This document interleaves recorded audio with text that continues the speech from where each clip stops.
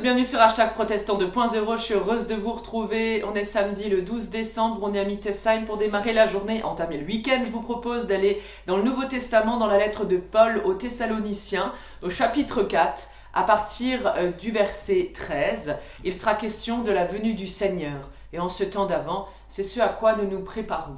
Il nous est dit, « Frères, nous désirons que vous connaissiez la vérité au sujet de tous ceux qui sont morts, afin que vous ne soyez pas tristes comme les autres, ceux qui n'ont pas d'espérance. Nous croyons que Jésus est mort et qu'il s'est relevé de la mort. De même, nous croyons aussi que Dieu relèvera avec Jésus tous ceux qui seront morts en croyant en lui. Voici en effet ce que nous déclarons d'après un enseignement du Seigneur. Ceux d'entre nous qui seront encore en vie quand le Seigneur viendra ne seront pas avantagés par rapport à ceux qui seront morts. On entendra alors un cri de commandement, la voix de l'archange, le son de la trompette de Dieu, et le Seigneur lui-même descendra du ciel. Ceux qui seront morts, en croyant au Christ, se relèveront les premiers. Ensuite, nous qui serons encore en vie en ce moment-là, nous serons enlevés avec eux au travers des nuages, et ceux pour rencontrer le Seigneur dans les airs. Et ainsi nous serons toujours avec le Seigneur. Réconfortez-vous donc les uns les autres par ces paroles.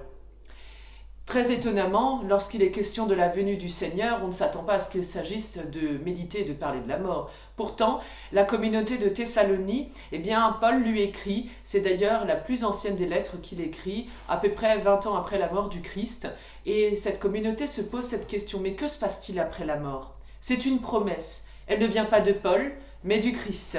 Savoir ce qui se passe après la mort n'est donc pas seulement une énigme à laquelle il faudrait résoudre, mais les religions tentent de s'y employer et d'essayer de trouver des pistes de réflexion. Pour les chrétiens, la mort, la résurrection, c'est cela qui nous enracine dans la foi.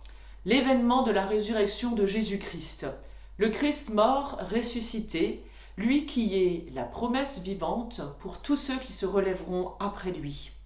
Il s'est montré vivant autrement à ses apôtres.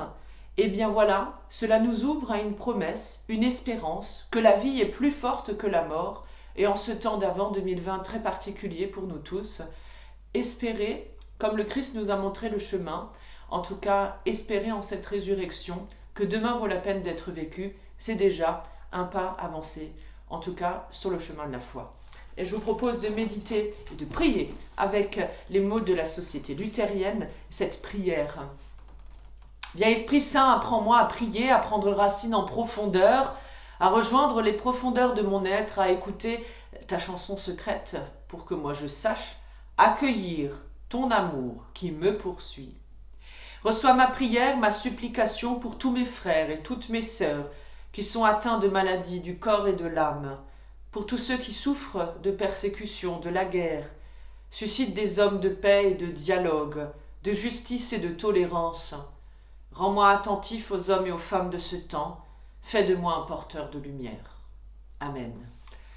Sur cette prière, je vous souhaite un très bon samedi, un super week-end dans la paix de notre Seigneur et un très bon 3e dimanche de l'Avent, car on se retrouve demain matin avec un temps de méditation proposé par une collègue de notre union d'église. Rendez-vous à 11h en vidéo sur les pages YouTube et sur la chaîne justement aussi du même nom.